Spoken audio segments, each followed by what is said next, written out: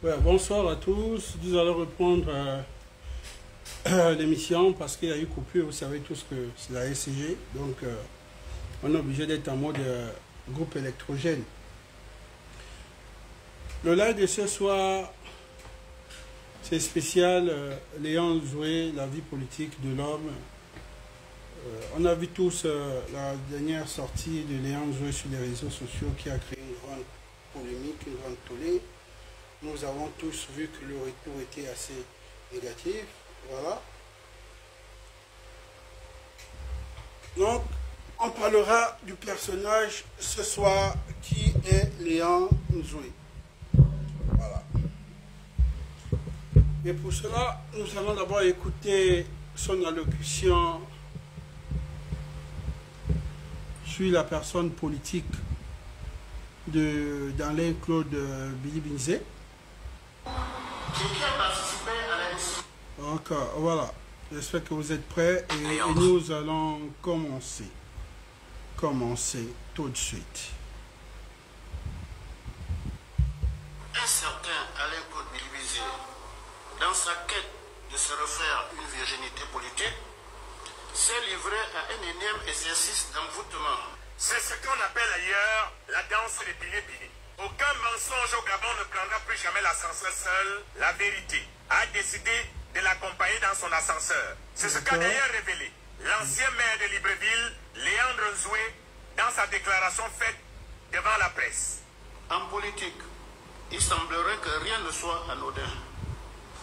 Alors, nous nous plierons désormais contre notre gré à recadrer systématiquement l'homme et ses élucubrations qui n'ont d'égal que la forfaiture et la niaiserie dont il est le prototype. Nous retenons. Cette sortie, c'est pour venir recadrer M. Billy-Binzé par rapport à tout ce qui est violence verbale. Voilà. Et comme il le dit, ils ne vont plus se laisser faire. Donc, en quelque sorte, ce sont des soutiens qui se mettent en collégial d'un bouclier et viennent défendre leur leader politique qui est aujourd'hui la personne de Brice Oligui Nguema.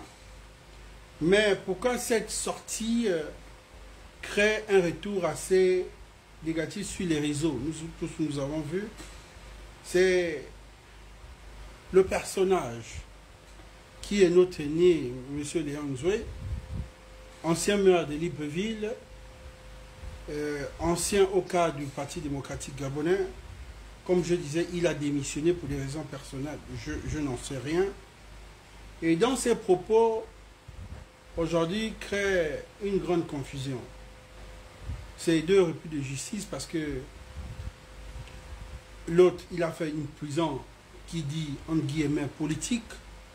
Mais les chefs d'accusation pendant son arrestation étaient détournement de fonds et autres. Nous avons entendu, mais on disait que c'était purement politique parce qu'il soutenait un bord adverse. Voilà. Et à sa sortie, il a démissionné. Billy-Binzé aussi, refus de justice, qui a été condamné par faux usage de faux, c'est un chèque à blanc. Vous savez qu'à l'époque, les chèques à blanc, avant qu'on échange la loi, combien de tout ce qui est OADA, quand tu signais un chèque à une personne et on met une date, si la personne se rend en banque et que l'argent n'est pas là, c'est poursuivable. De toute façon, on se dit que quand vous signez le chèque à une personne, vous êtes sûr et vous êtes rassuré qu'il y a ce montant, ou ce montant passera la date que vous avez à partir du jour où vous avez écrit une date que la personne est censée les toucher. Après, c'était des règlements de compte, je n'en sais pas.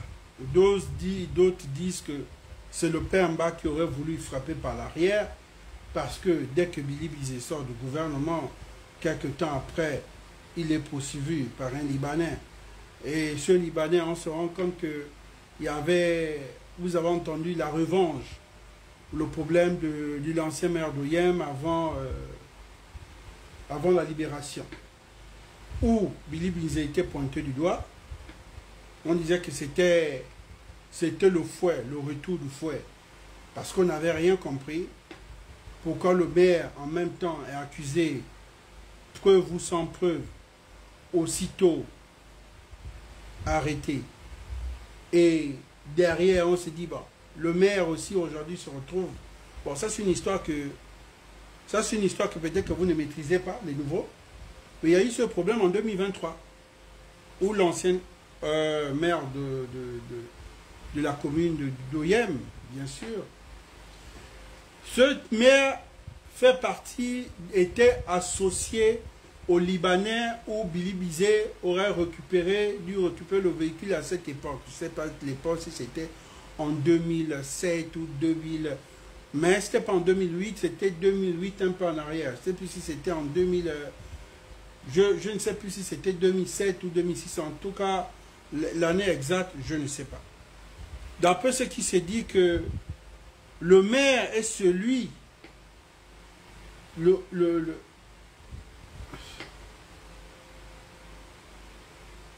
donc voilà, donc là c'est une petite parenthèse, ça veut dire que il faut essayer de repartir en arrière, expliquer les gens les points par point et vous montrer comment est la politique. Parfois quelque chose qui se passe aujourd'hui, vous vous posez une question, pourquoi ça se passe maintenant? Mais d'autres personnes ont dit, mais c'est pas quelque chose d'aujourd'hui, parce que il y a de cela 10 ans, celui-ci indirectement avait fait ça à celui-là. Et celui-là, aujourd'hui, essaie de rendre aussi sa part à celui-ci. C'est la jungle, c'est la politique. Voilà. Et pour ça aussi, le maire aussi s'est retrouvé dans ce... Et ils étaient tout puissants. Premier ministre, d'accord. On ferme les guillemets. Revenons à Léon Nzoué. Léon Nzoué fait la prison, la fameuse prison qu'on dit politique, pour son appartenance ou à son soutien que nous avons tous vu sur les réseaux. Or, il soutenait les Algériens, ou indirectement, de la main noire, il soutenait les proches des familles des Algériens, c'est ce qui a été dit. Ça, c'est sûr. Mais, juridiquement, c'était pour détournement et quoi au niveau de la mairie de Libreville. C'est pour cela, il a dit que c'était un règlement de compte. Et en politique, on ne peut pas dire c'est faux. Pourquoi ce retour des commentaires ou une colère sur les réseaux par rapport à lui? Parce qu'en se disant, c'est les mêmes choses que nous t'avons reproché dans ton environnement politique à la mairie de Libreville et bien d'autres postes que tu as toujours occupés, où on disait toujours l'aîné qui est notre aîné, il y a toujours cette arrogance, toujours ce mépris envers les autres. N'oublions pas aussi son passé aussi, qui n'est pas aussi un passé assez clean. On s'est dit que la prison arrive à corriger ou arrive à donner une certaine maturité au niveau de sagesse, bien sûr. Comment se fait que le grand, il sort en démissionnant du PDG? On s'est dit oui, c'est bien. Après, silencieux dans son coin, pas de sortie politique, le monsieur apparaît lors du référendum, il n'y a pas de souci. Mais voir ce rebondissement du grand Léon Nzoué, on a l'impression que nous sommes au PDG. Le même comportement, un même gestuel, on se dit que nous sommes en train de vivre un film d'horreur. Les gens se disent que l'homme on pensait que l'homme a dû changer, mais au contraire, on se rend compte qu'il est revanchard dans ses propos. C'était les propos sortis de Billy Bizet sur la crise post-électorale, d'un pouvoir que lui-même il a soutenu, parce que Léon Nzoué est mal placé de venir parler aujourd'hui de la crise post-électorale en tant que soutien et grand cadre de ce parti à l'époque, qui est comme Billy Bizet, bien sûr, parce qu'il n'est pas de l'opposition, Léon Nzoué. Et deuxièmement, aujourd'hui, Il parle de tous et traite l'autre de refus de justice pendant que tous ont tous été condamnés, tous ont dû faire la prison. Donc un tolard ne peut pas venir pointer l'autre de tolard. Voilà. Deuxièmement, le grand Léon Nzoué fait une sortie où il, comme ce qui a beaucoup fait rire les gens, en parlant du parcours scolaire et professionnel de M. Alain-Claude Bilibizé. Pour cela, je dis, avant d'ouvrir cette parenthèse, je dis, nous les soutiens de la transition, indirectement, nous avons utilisé les mêmes armes et indirectement nous avons fait, parce que là, pour ça que je le dise, les mêmes pratiques machiavéliques que l'ancien système.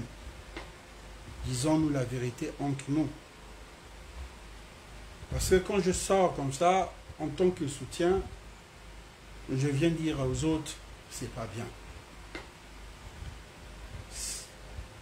C'est pas bien. Même si nous sommes divisés en 3 catégories. La première classe, la deuxième, la troisième.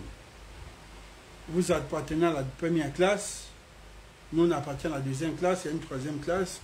Tout ça, c'est la classe qui soutient.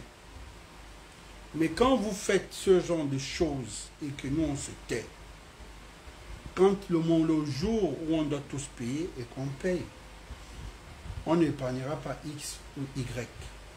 Pour vous dire, grand frère, il y a un nouveau-né, à peine, c'est un enfant, on peut dire,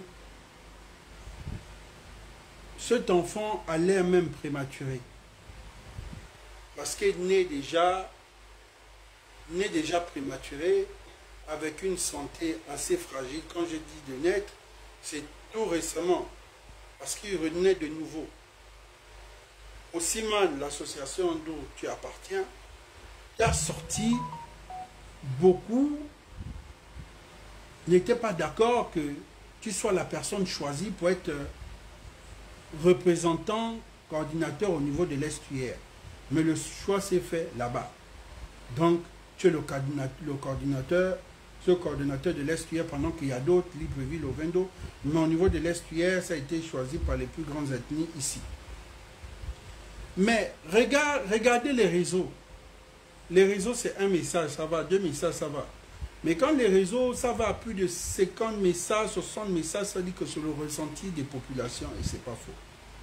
Parce que 80 personnes de différentes ethnies ne peuvent pas avoir toujours une même vision négative vis-à-vis de la personne. Ça veut dire qu'il y a eu les anciens collaborateurs, peut-être au niveau de la mairie, ou les différents postes que tu as dû occuper.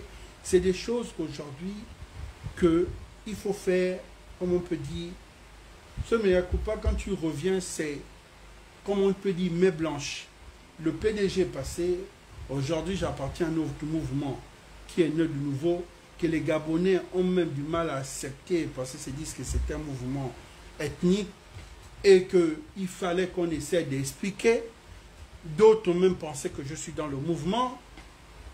D'autres ont sans dit que si je viens essayer de faire l'analyse sur le mouvement, c'est parce que je veux pousser les gens à adhérer au mouvement. Je ne suis pas dans le mouvement aussi, man. Je ne suis pas, jusqu'à présent, je ne suis pas dans le mouvement aussi, man. Ça, je préfère vous le dire. Si j'appartiens à un mouvement où je suis conseiller, c'est le mouvement Horizon. Je n'appartiens à aucun mouvement. Aucun. Je suis un électeur. Je dis bien le seul mouvement où je suis conseiller, c'est Horizon. Donc, beaucoup, quand je le dis, je ne suis pas dans. Ça m'a dit, mais comment tu arrives en tant que Bilop, tu sors comme ça et tu arrives à faire cette analyse, tu arrives à vendre l'association. Je dis, je suis Gabonais.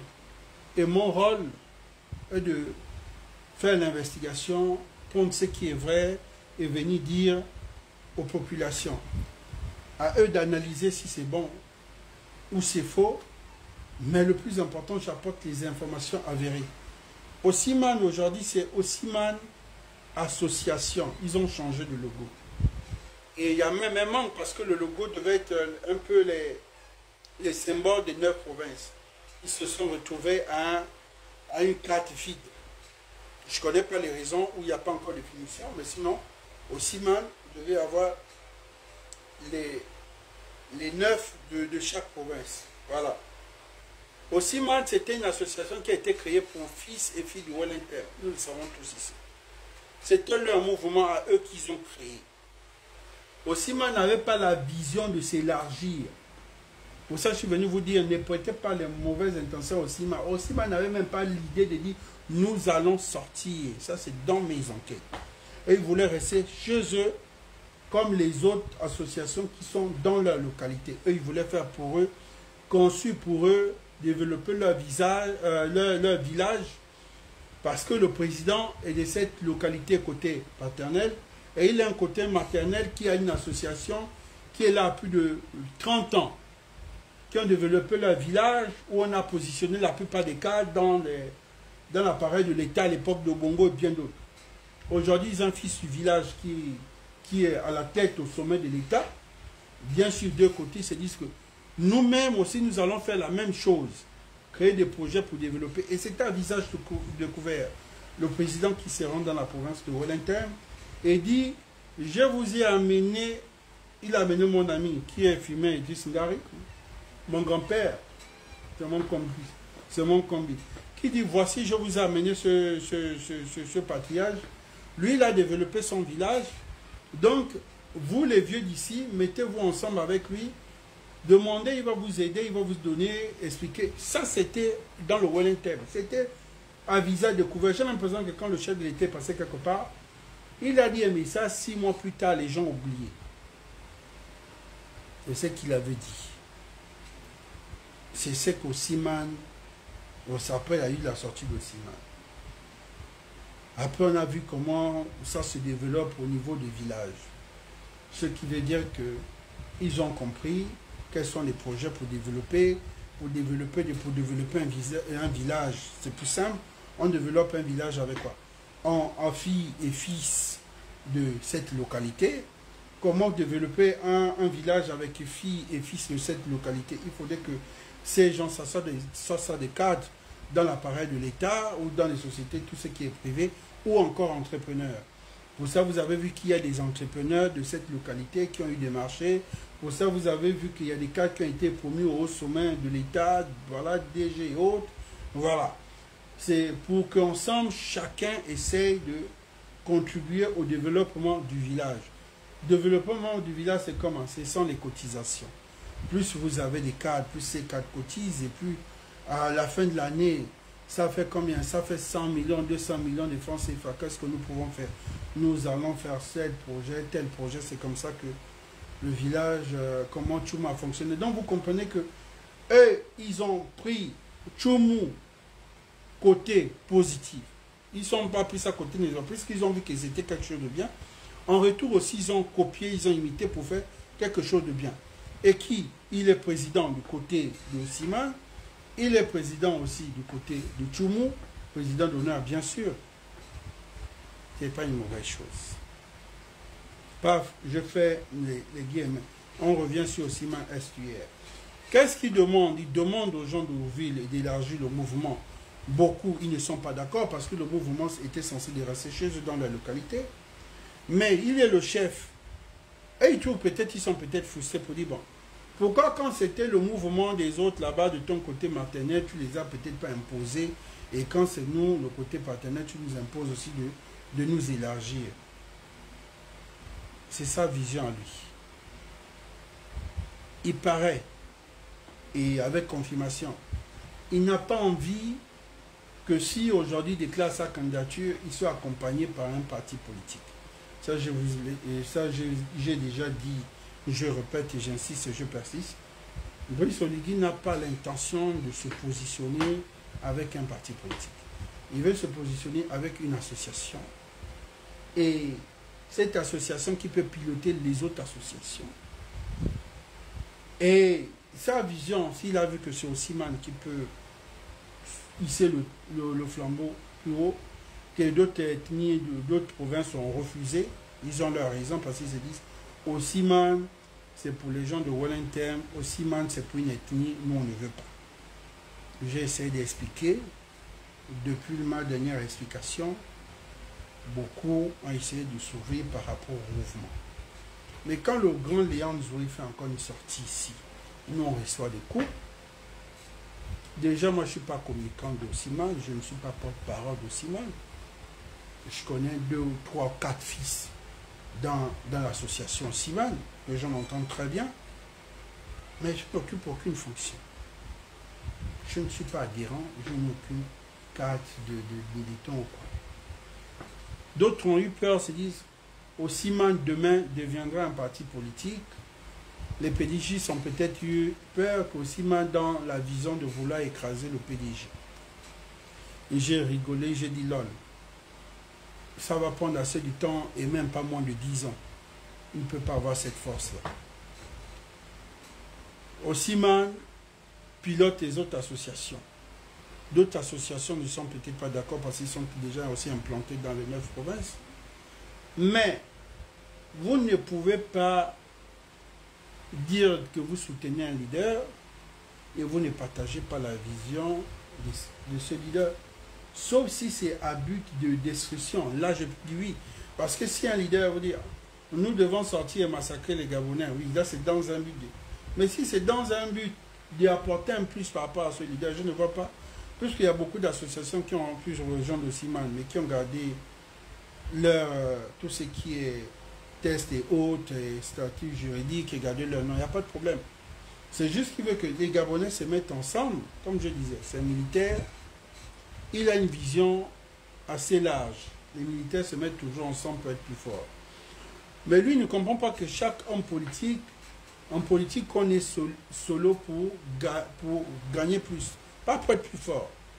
Les politiciens sont en ordre dispersé, c'est parce qu'en temps en ordre dispersé, je gagne plus. Si nous sommes 5 et qu'on nous donne 10 millions, chacun va avoir 1 million et quelques, 1 million et quelques, si nous avons. Mais si je suis seul et que j'ai mon association, j'aurai mes 5 millions moi seul.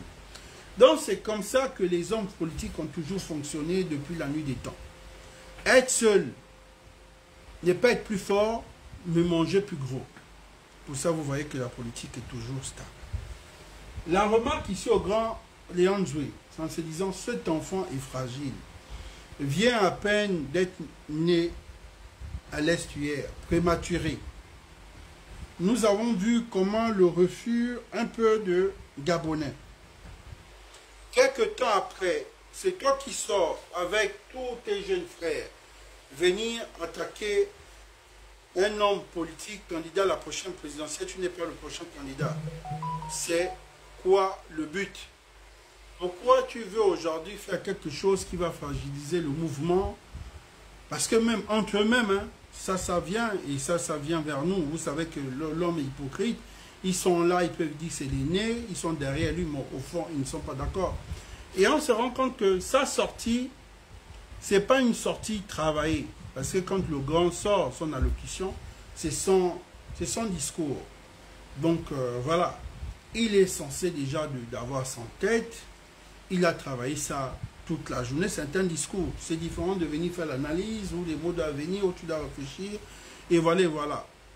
Mais quand le grand fait, il fait la même chose comme ça sorti quand il était au PDG à la mairie de Libreville en disant « Moi, je suis là, c'est Ali Bongo qui m'a mis là, je suis là pour sécuriser les trucs d'Ali Bongo en 2023. » Ça fait faire tout un bruit. Aujourd'hui, il vient s'attaquer à Billy Bizet. Nous sommes d'accord, nous sommes contents parce nous sommes du même bord. Il soutient Oligui, nous aussi on soutient Oligui. Mais quand c'est pas bien fait, nous reculons en disant ça c'est pas bien fait. Et nous montrons aussi de l'autre côté que nous, quand c'est pas bien, nous aussi on dit que c'est pas bien. Ne mélangez pas tout le monde. Ne pensez pas que c'est Osimhen qui est derrière sa sortie. sachant aussi que d'autres ont été surpris, sachant bien que il paraît que cette sortie a été reportée depuis 2 jours. Donc si c'est depuis 2 jours, ça veut dire que c'est avant même la sortie de Billy Bizet le samedi. La sortie devait être faite à... Cette sortie-là, c'était le jour que Billy Bizet a dit il ne va pas servir l'aide de camp. Bien sûr, il a servi le père, il a servi le fils, le père qui est Omar Bongo, le fils qui est Ali Bongo, et l'aide de camp qui est Brice Clotaire Oligui. Et moi, j'ai répondu en disant... Mais Billy Bizet a servi la femme, la belle-fille, et le fils, le petit-fils est même trop loin. Il a servi la belle-fille qui est Sylvia et le petit-fils qui est Noureddine. Donc on ne voit pas le mal s'il vient servir l'aide de camp. Mais il a ses raisons. L'aide de camp qui pense là, c'est pas l'aide de camp CP0. Aujourd'hui, c'est un haut gradé de notre armée. Voilà. Et s'il fait sortir ce genre de propos, nous sommes en politique, c'est une guerre. Si le grand Léon sort, il doit venir frapper où ça fait mal. Il ne doit pas venir frapper où ça nous tourne encore au ridicule. Tu ne peux pas venir parler de l'école de quelqu'un que quand Billy Bizet va sortir, il va tous nous mouiller et il viendra parler de toi. Il va venir parler qui est le chef. Et nous allons dire quoi? Tout le monde va se retourner vers toi en disant c'est Léandre qui a cherché ça. Voici aujourd'hui Billy Bizet vient mélanger. Et Léandre est le chef dans la sortie de... voilà, parce que c'est vrai, si Billy Bizet sort, il va mélanger tout le monde, mais qui prend un coup? Vous comprenez? Donc il faut faire un truc. Tu viens attaquer Billy Bizet dans son parcours scolaire.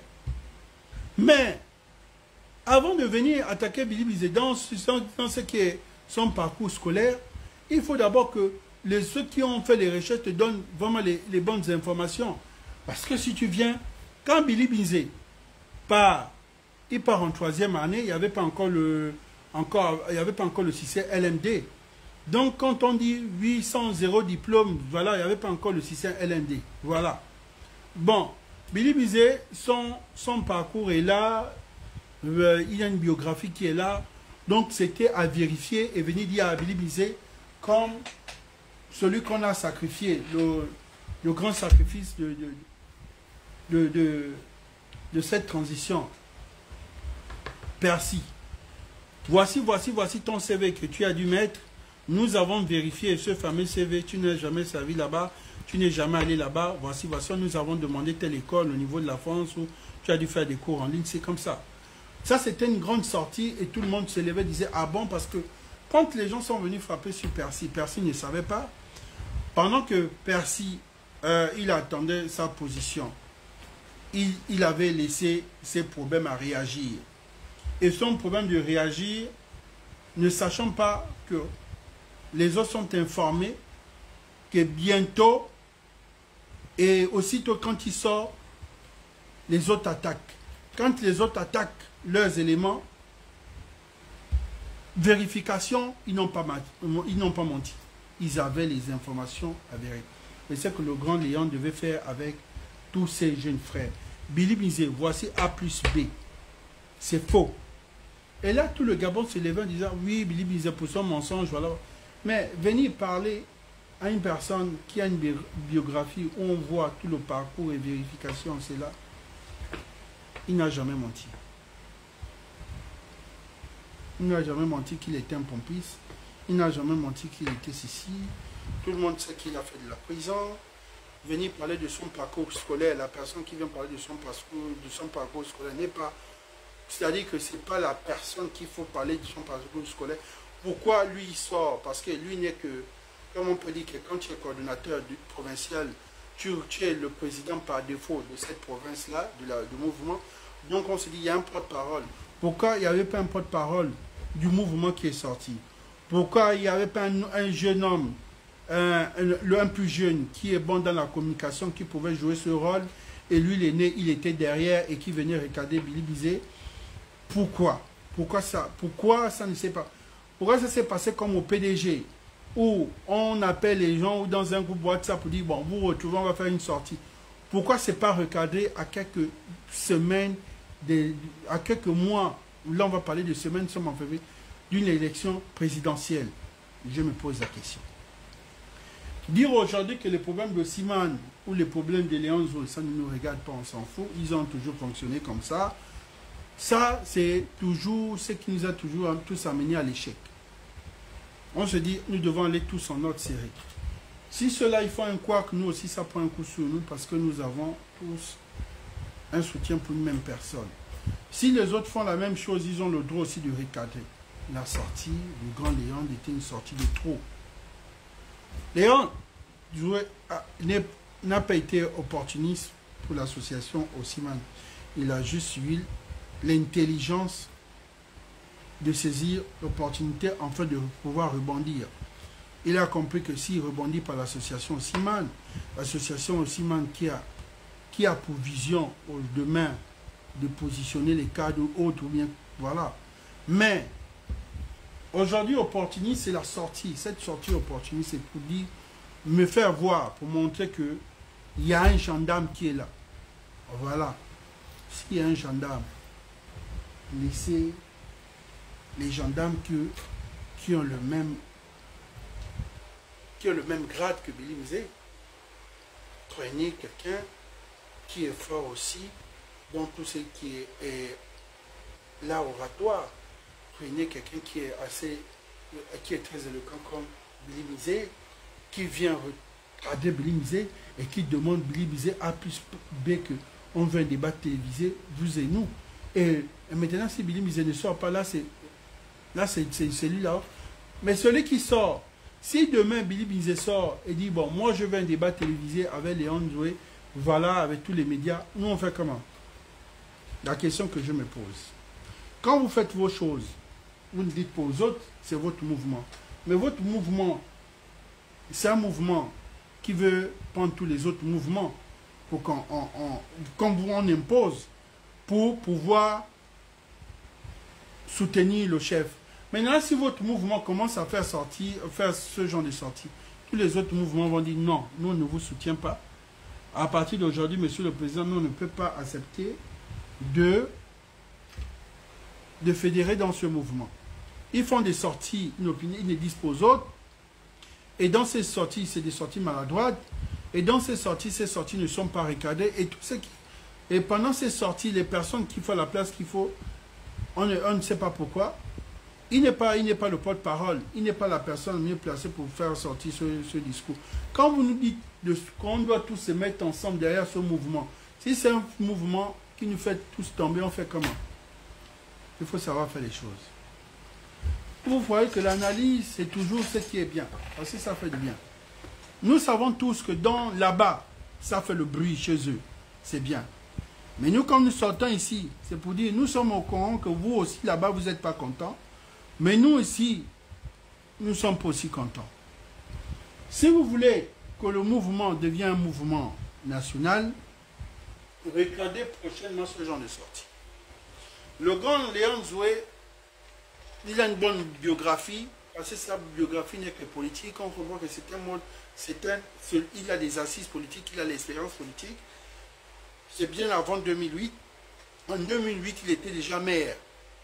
Il était déjà maire en 2008. Dans un arrondissement. Imagine déjà à cette époque. Ce n'est pas donné à n'importe qui. Il a déjà l'expérience déjà. À l'époque de Toutou Méman. Donc ça veut dire que ce qui veut dire à l'époque de Bongo Omar, il avait déjà il occupait déjà des fonctions. Donc imagine à l'époque d'Omar, il était déjà maire d'un arrondissement. Ça c'est déjà. Donc aujourd'hui, parcours politique, il est assis, il a l'expérience. Mais ça ne suffit pas. Ça ne suffit pas. C'est ce manque-là qui fait en sorte que ça nous embête. Il faut avoir des conseillers. Il faut avoir des coachs. Parce que il y a des choses qu'on ne peut plus faire. Demain, il peut occuper des fonctions de ministre et autres. Mais les gens vont être sceptiques en disant non, non, non. Il ne faut pas que demain il y ait un scandale. Sans dire que quand on atteint ce degré de responsabilité, il y a des choses qu'il ne faut plus faire. Tout récemment installé comme coordonnateur, pourquoi? une telle sortie? Et pourquoi utiliser les visages connus d'une association qui a envie de s'implanter dans les 9 provinces? Ça fait 2. Ce sont ces visages que nous avons vus tout récemment derrière le président, la grande sortie, la grande cérémonie d'Osiman Libreville, Estuaire bien sûr. Billy Bizet a parlé. Nous n'allons pas rester là éternellement d'abord sur le Grand Léon. Nous allons aussi écouter Billy Bizet, ce qu'il a dit et ce qui a pu déranger aussi les autres, parce que nous sommes en politique. Je vais répondre à vos préoccupations. D'abord, je vais commencer par l'aspect politique. Est-ce que vous avez déjà entendu dire que moi, j'ai fait arrêter un contradicteur politique, que ce soit sur mon siège ou partout ailleurs, quand j'étais aux responsabilités? Est-ce que quelqu'un peut dire que lorsque j'étais ministre, des premiers ministres, je n'avais pas sur mon siège des compatriotes qui s'opposaient à moi? Je n'ai jamais engagé de poursuite formelle ou informelle contre un compatriote qui défendait ses idées.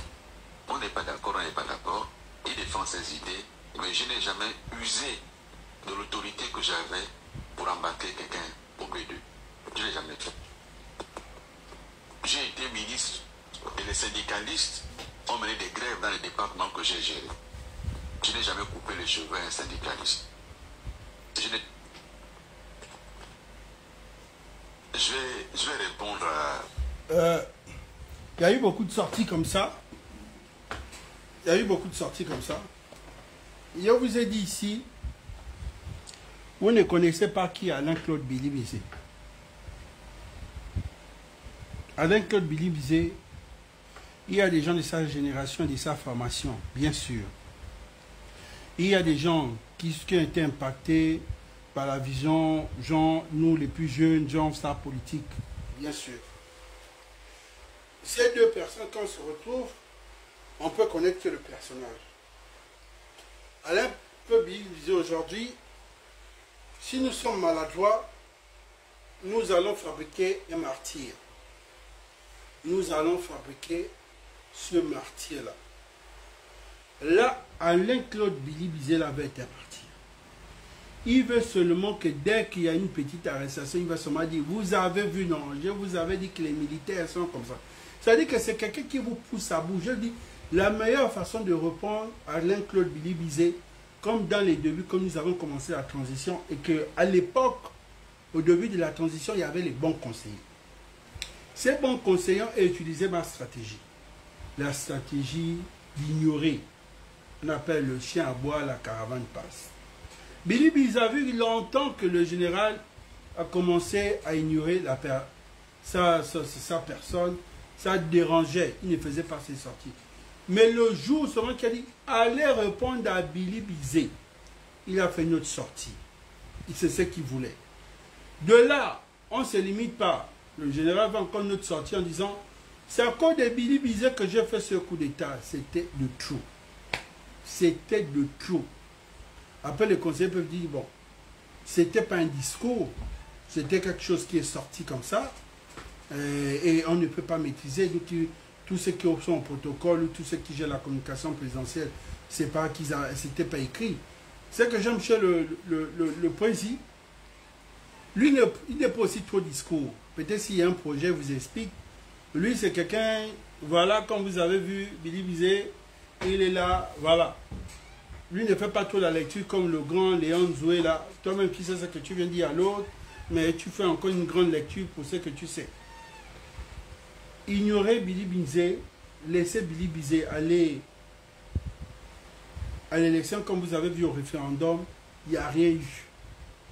Il n'y a rien eu au référendum. Qu'est-ce qu'il est venu crier aujourd'hui pour dire le taux d'abstention? Les gens ne sont pas allés voter.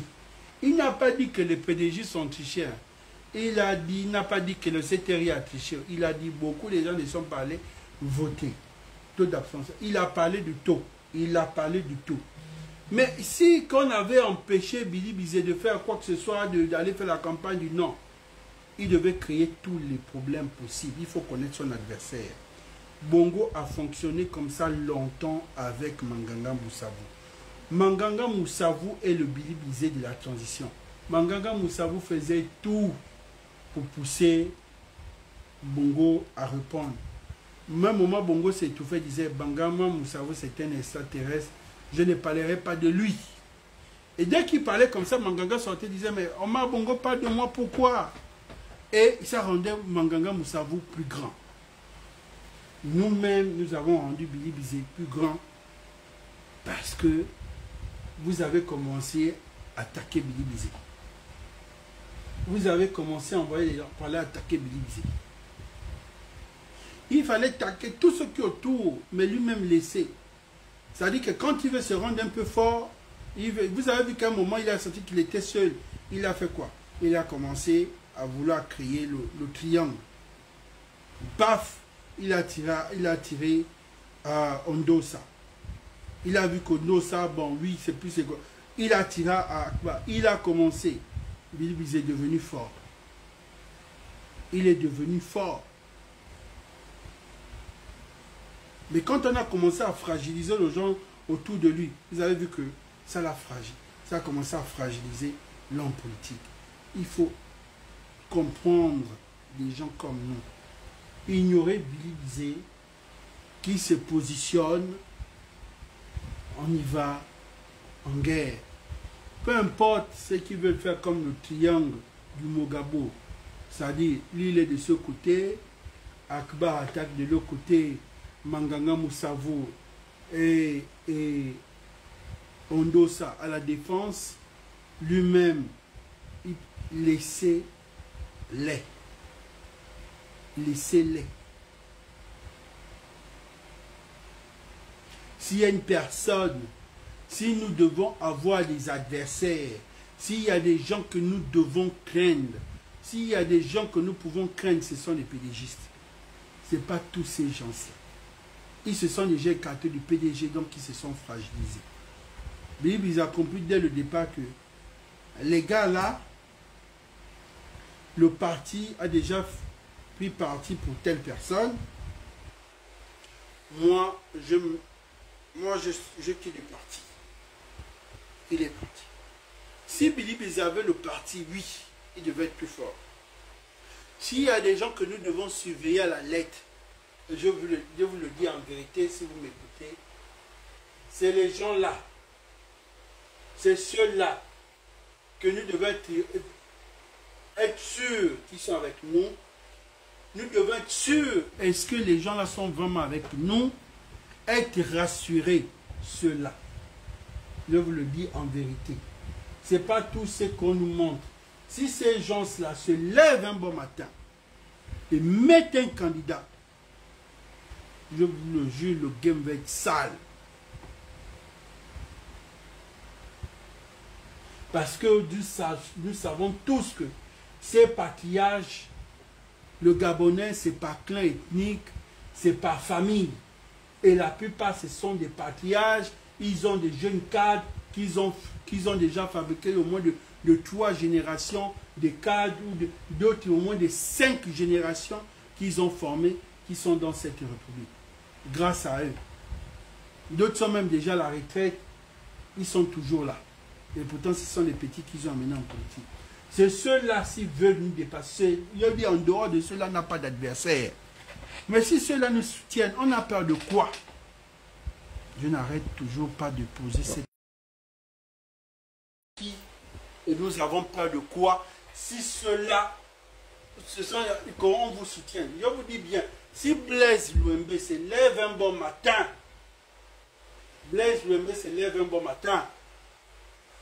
et nous surprend en disant qu'il est candidat, je vous le jure, là nous sommes mal barrés. Oui, nous sommes mal barrés parce que nous avons déjà une épine qui est Billy Bizet. Nous avons Manganga Moussavou. Et nous ne pouvons pas faire une élection À un tour, nous sommes obligés d'aller à 2 tours. Et si nous allons à 2 tours, ils vont nous battre. Mais en tant que si ce sont les bilibisés, on gagnera un tour. Qu'est-ce qu'on ne peut pas vous expliquer simplement quand on est conseiller du président, quand on fait de l'analyse avec le président, dit, mais Billy Mizé ne peut pas, on ne peut pas aller au 2e tour avec Billy Mizé, on ne pourrait pas aller au 2e tour avec, ce soit Akbar, ce soit Ndossa, personne. Si nous pouvons aller au 2e tour ici, c'est si on nous présente un candidat PDG. Un candidat PDG avec les autres candidats en alliance, au 2e tour, on est mal barré. Mais tant que vous sécurisez le PDG, tant que vous êtes sûr que vous maîtrisez les gars là, il n'y a pas de problème, comme je dis. On n'a pas à avoir peur. Comme je vous dis. Nous avons peur de qui? Donc, au lieu d'avoir peur de surveiller les 20 gens, surveiller les gens là, du matin au soir jusqu'en mars, et surtout ici, il y a un truc qui est dangereux chez eux, c'est mars que vous voyez là. Le 12 mars, il faut surveiller les gens là. Ils peuvent se lever un bon matin, ils disent à la dernière minute qu'ils vont positionner la candidate. Nous, on fait comment? Pendant que vous êtes en train de... Nous sommes en train de... Billy Bizet veut avoir quelle voix qui va... Mais c'est pour le jeu politique. Montrer à l'opinion internationale et nationale qu'en ce moment, nous sommes en train de rentrer dans une grande démocratie. Les opposants arrivent à aller sur des grands plateaux, attaquer le pouvoir en place. Le pouvoir en place ne fait rien. Là, je comprends. Là, je comprends que c'est un jeu politique. Il n'y a pas de souci. Mais si que ce qui dit vis-à-vis de nous, de nos actions, on doit ignorer l'élément. Un homme politique ne se limite pas dans ce qu'il a fait comme réforme dans les différents ministères qu'il est parti. Billy Bizet vous a posé quelques questions que dites-moi le ministère où je suis parti, où il n'y a eu pas de réforme, où il y a eu un souci, où il y a eu des grèves et autres. Il y a les questions qu'il pose. Il vous dit de dire pendant quel poste qu'il a occupé, où il y a eu des arrestations. Il vous pose des questions, c'est des questions que nous devons répondre. Quand il vient, il y a une équipe de communication, je vous ai dit. Il y a une équipe des enfants qui passent le temps à balayer les réseaux, balayer les commentaires, à apprendre tout ce que les Gabonais pensent. Et ils font ce travail. Quand il vient, le travail est bien fait.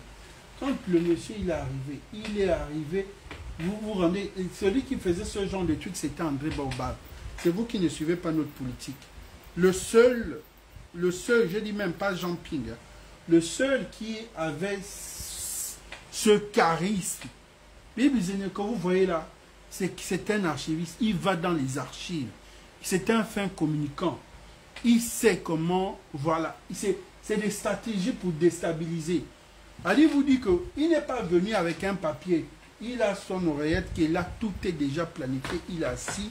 Il vous montre qu'il va taper 3 heures là. Il a eu 6000 personnes se sont connectées. Est-ce que vous ne connaissez pas votre adversaire? Ne faites pas des sorties. Ne faites pas ce genre de sortie quand vous ne connaissez pas votre adversaire. Ne faites pas ce genre de sortie.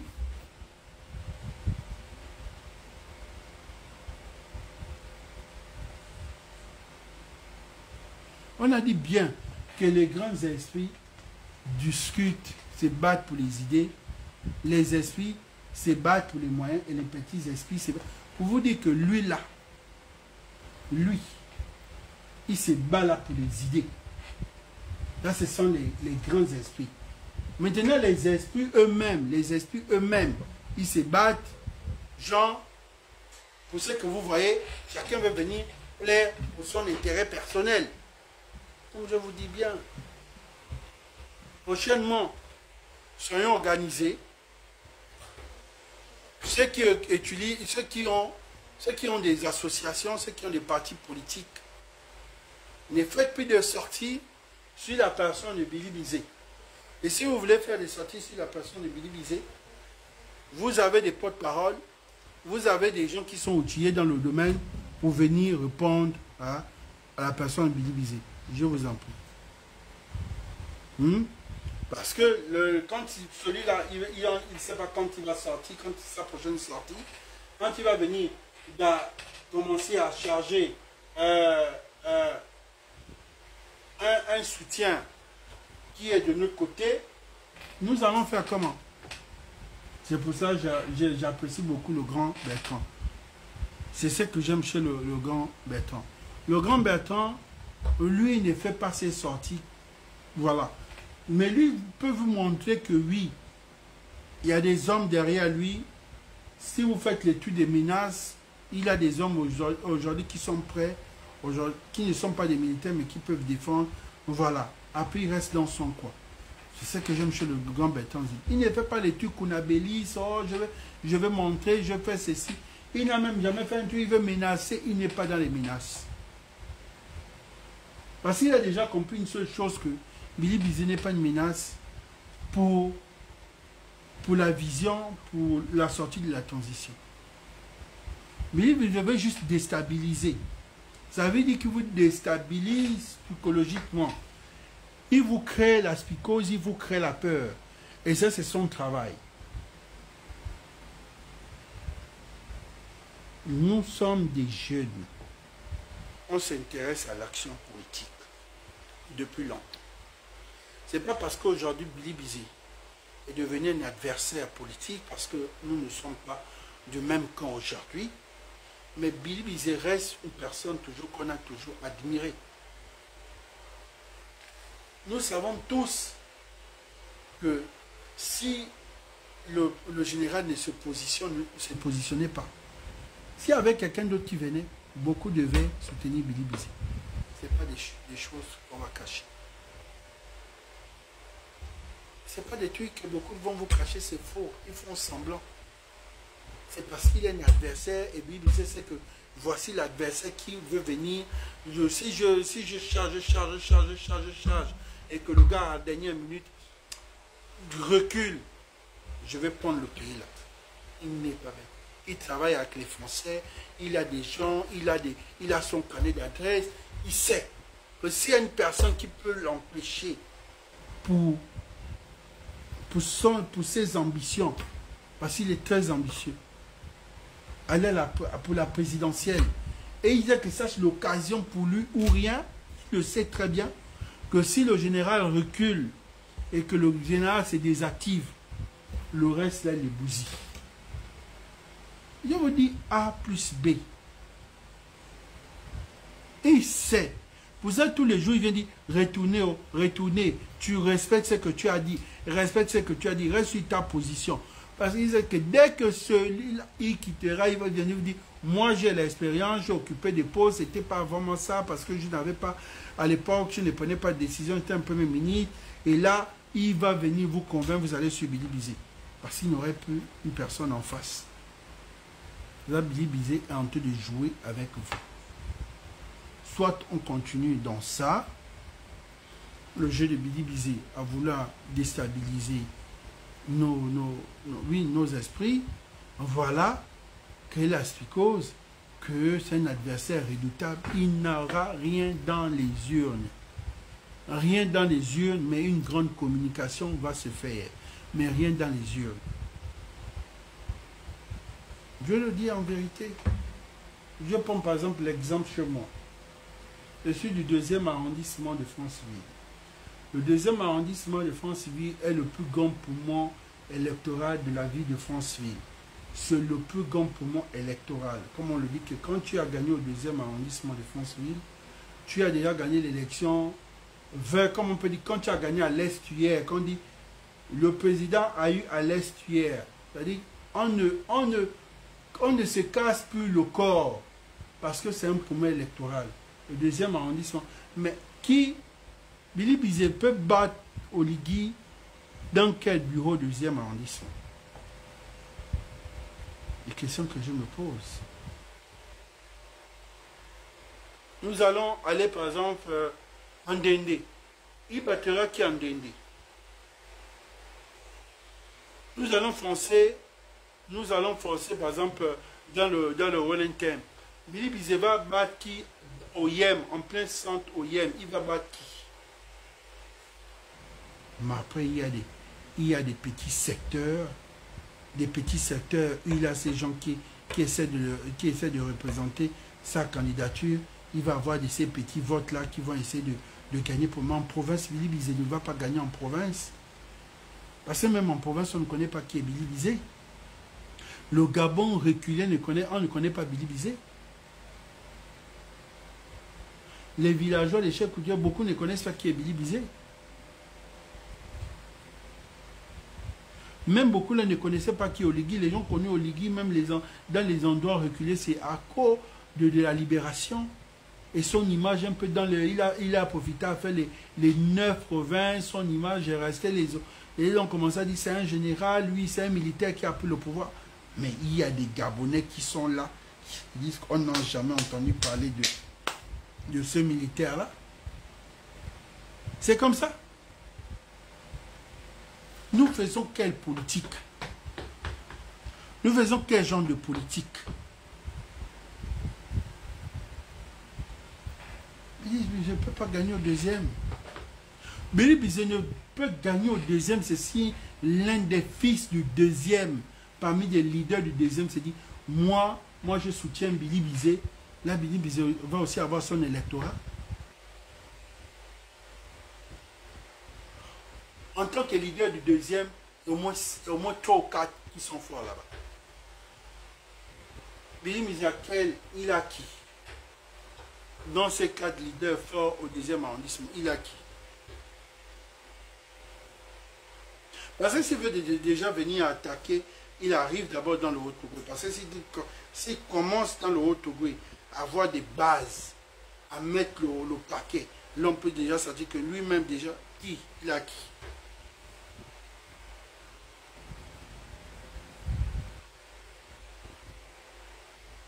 Donc arrêtons. En ce moment, le Haut-Togo est vierge politiquement, c'est-à-dire que à ces frustrations, il y a nos petites guéguerres, c'est vrai, il y a ce truc-là, mais nous ne sommes pas prêts à dire que nous allons voter la personne de Billy Bizé. Non, c'est pas encore maintenant. C'est pas encore là. Nous ne sommes pas. Si nous sommes arrivés là pour Ali Bongo, oui, parce qu'il y avait ce truc-là qu'Ali Bongo est venu nous dire. Non, Ali Akbar n'est pas considéré aujourd'hui comme enfant du deuxième. C'est un enfant du deuxième. Dès qu'il a eu ses fonctions politiques, il est parti directement dans son siège chez lui. Sinon, Ali Akbar était un enfant du deuxième arrondissement. Mais quand il est arrivé, c'est lui-même qui a quitté le deuxième arrondissement. Il est parti à Yobegui. Ça, je ne vous le cache pas. Si Ali Akbar est un malin, aujourd'hui, il devait avoir 2 sièges politiques. Ça veut dire au deuxième arrondissement et dans la zone d'Akieni, de Koni là-bas. Mais il a laissé le deuxième, il allait chez lui et il a investi là-bas. Sinon, Ali Akbar est un enfant du deuxième.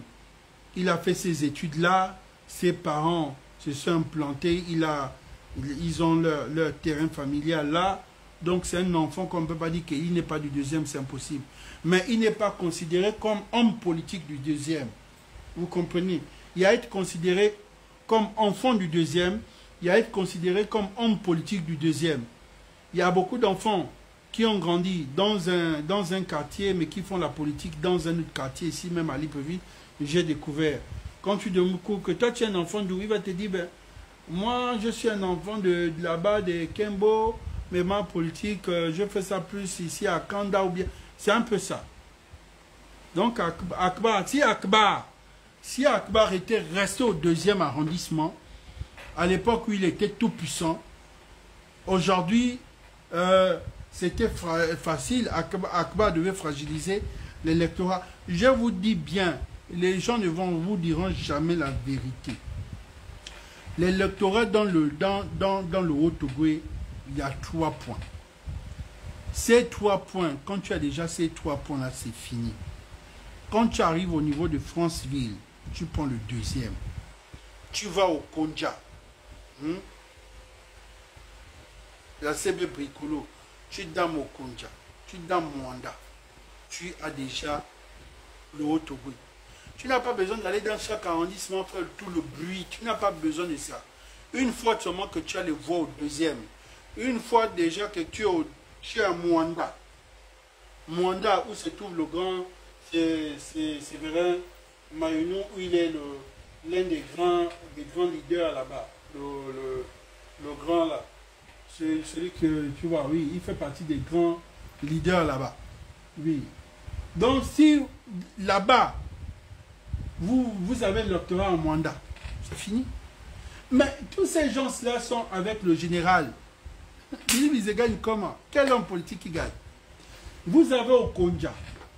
Ça, c'est les zones où il y a la rébellion. C'est-à-dire que ça, c'est les zones qui te disent que nous sommes avec toi, personne ne te volera l'électorat. Mais par contre, il y a d'autres villes, même s'ils sont avec toi, dès que les gens vont vouloir faire quelque chose, ils vont avoir. Parce qu'on sait que ce sont des zones où des gens sont prêts à mourir, mais ne se laissent pas faire. Les gens comme au Konja. C'est impossible. Si les gens de Konja te disent que nous, on te soutient, vous avez vu que la plupart de l'opposition au niveau des hommes opposants, quand ils arrivent, ils font quoi? Ils font toujours au Konja, qui était l'un des grands chefs de l'opposition. À l'époque, parce que Jean-Pierre Lembouba était au PGCI, quand il avait ses guéguerres avec Bongo, donc le Konja était devenu... Et le deuxième arrondissement est l'un des premiers. Pourquoi? Parce qu'en 98, le deuxième arrondissement était la base de Jean-Pierre Lembouba. Il faut connaître. Les gens aujourd'hui vont se dire, oh, c'est le 4e arrondissement dans la zone la zone de le patriarche que vous entendez, Mbaya et les autres là, ça c'était après. Ça c'était après. Ça c'était un après. Mais le deuxième, là on vous parle de 98, parce qu'ils sont venus dans les années 2003, 2004, qui sont venus dans les autres arrondissements. Mais le fief, quand les Mbumba arrivent, ils passent par Okonja. Okonja, ils descendent au deuxième arrondissement. Donc le deuxième arrondissement, c'est le fief de l'opposition à l'époque de Jean-Pierre Lembouba. Il faut connaître la politique. Sinon, d'autres vont venir vous mentir. Parce que Lembouba est fils du deuxième, il est investi au deuxième arrondissement.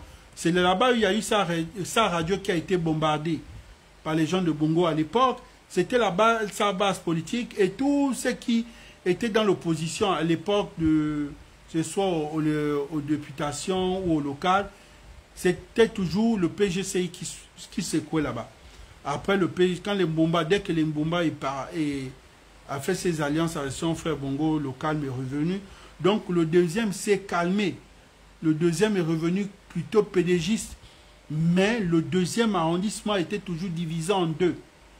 Le PGCI et le PDG. Ça, il faut savoir. Le deuxième, beaucoup de gens se disent, ah non, le deuxième c'est aujourd'hui parce que Donsima ou Chambouillet est venu. Non, non, non, non. Faut pas, le deuxième a été toujours comme ça depuis, mais c'est juste qu'il y a eu un temps mort. Il y a eu un temps mort. Quand il y a eu les alliances de Bongo et Lembouba, tout est rentré dans le calme. Mais quand Lembouba, quand il y avait un opposant, l'opposant qui venait voulait toujours avoir les gens au deuxième arrondissement de Franceville. Il faut connaître. Et c'est comme à Mwanda. Mwanda, c'est un grand fief. Et c'est comme au Konja. Voilà. C'est-à-dire que vous ne pouvez pas faire aujourd'hui la politique en Mwanda sans le grand là. Alexandre est là-bas, oui, mais le grand aussi est l'un des appréciés par la jeunesse. Il faut prendre plus les gens qui sont appréciés par la jeunesse. Il y a deux types des électeurs. Il y a un certain âge, l'âge adulte, genre plus de la quarantaine et révolu, ça c'est une autre vague. Il y a moins la trentaine et moins. Donc le grand aujourd'hui, il est plus des jeunes. Et ceux qui ont les jeunes, c'est ceux-là, parce qu'aujourd'hui la jeunesse, au niveau, nous sommes au moins aujourd'hui à 65 ou 70% de la population qui est jeune. Donc c'est très important, celui qui est... C'est la force que nous avons. Donc Ali Akbar règne en maître... oui, chez lui. Dans Yobégué, oui, dans la zone d'Akieni. Je vous dis pourquoi. Akieni, aujourd'hui, devient une zone sensible. Ceux qui vont venir vous mentir sur Akieni, c'est le mensonge. Ceux qui vont venir dire au président, oh non, l'Akieni, c'est faux. Akieni devient une zone sensible de l'électorat. Pourquoi? Ne soyez pas étonnés qu'on peut vous dire que un opposant était voté à Akieni. Parce que Akieni, c'est la zone d'Ali Akbar, c'est la zone d'Ali Bongo, sa mère et autres. Sachant aussi que ce sont des poumons politiques. Si aujourd'hui la mère d'Ali Bongo se lève et soutient un opposant, l'opposant Laganda Akieni, ça je vous dis les trucs que les gens ne veulent pas directement dire la vérité, au général veut miroiter le général. Pour ça je vous ai dit que restez avec les gens francs et vous allez calculer. Parce que la politique, ce sont des calculs, ce sont des équations. Ce sont des trucs techniques. C'est de là à là qu'il faut factoriser. Si tu veux trop développer, tu vas te casser le cerveau. Niveau mandat, je n'apprécie par exemple pas trop cette personne, mais je sais que lui là, il peut me donner de voix. Tu dis là avec lui. Ce sont des alliances politiques. Lui, il va me donner des voix. Parce que lui, par exemple, il a des gens en mandat. Donc, les petits qu'il a en mandat vont aussi soutenir la personne, ils vont avoir des mandats. Par exemple, c'est comme ça la politique. Au niveau, il y a un vétéran qui est là. Vous regardez. Ici, celui qui a la cravate bleue. Jean-Pierre Oyiba. Ce patriarche, lui, il a été reconnu internationalement, nationalement, comme une machine électorale. C'est-à-dire, c'est des gens qui ont eu l'expérience des élections. Ils ont ça. Je ne peux pas aujourd'hui prendre une jeune personne pour dire, bon, moi, au niveau de Pont-Séville, je te confie. Mais il a quelle expérience au niveau de... Il y en a. Il y a lui, et il y a aussi un autre patriarche, ceux qui maîtrisent l'ancien maire de France-Vie. C'est des gens qui maîtrisent. Donc, c'est des gens qui sont obligés toujours de... Il faut connaître la politique. Ils ont l'expérience. Comment se passe une élection dans une province, les tendances, les humeurs, il faut connaître. Si vous prenez un jeune, oh non, parce qu'il occupe telle fonction, vous laissez ce jeune-là, et qu'il y a un mouvement d'humeur au niveau de la jeunesse où les gens se soulèvent. Ils ont en face un jeune qui n'est pas sage, qui ne sait pas dialoguer. Voici comment celui-là aussi un bon matin dit, bon, si vous ne voulez pas aller voter, laissez tomber.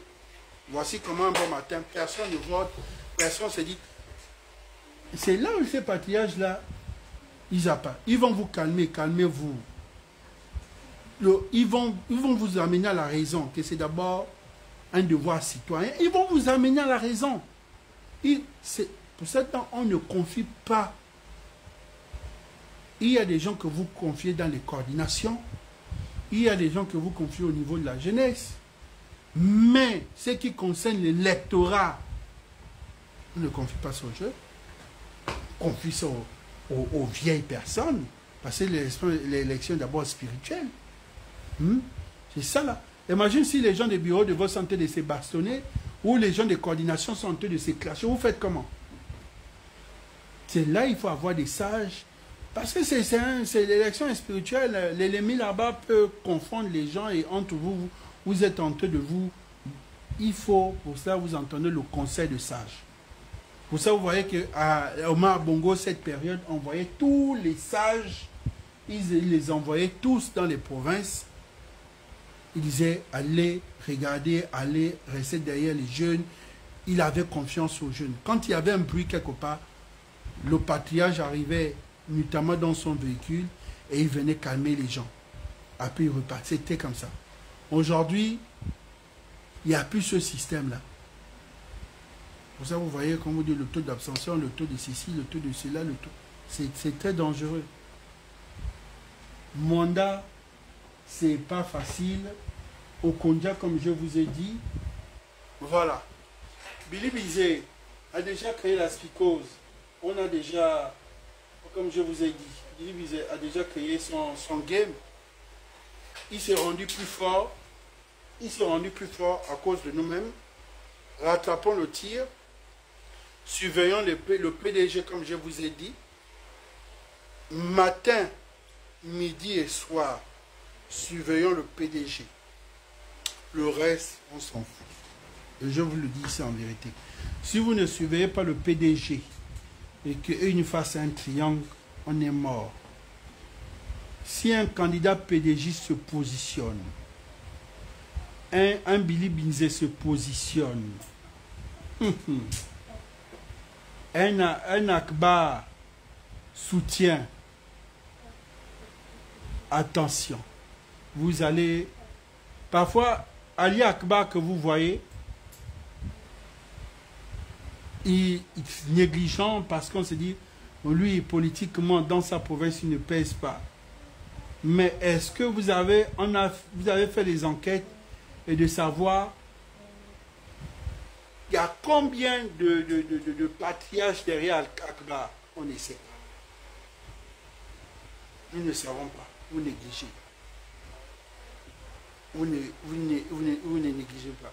Il y a Billy Bizet qui est là. Nous avons vu tous que la grande Nicole Soutien était dans le mouvement de Billy Bizet. Imaginez un seul instant si la grande Nicole soutient Billy Bizet. C'est l'exemple que je prends. Vous pensez que c'est un jeu? Voilà. Mais pour que ce mouvement soit faible, c'est de sécuriser le PDG. Une fois que le PDG est sécurisé, des autres mouvements ne peuvent rien. Pourquoi? Parce que si le PDG se positionne et que les autres font des alliances, nous sommes morts. Mais si le PDG ne se positionne pas, nous avons gagné. Le but, est-ce que le PDG joue franc jeu avec nous jusqu'à la dernière minute? Est-ce que le PDG ne nous fera pas une surprise un bon matin, comme nous avons vu Ali Bongo qui demandait à Guy Zuma Dama, parce que Ali Bongo a eu la douleur de tout le monde, hein, mais la douleur de Guy Zuma Dama.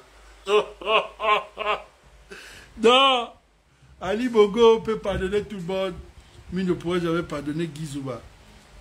Je vous le dis en vérité ici.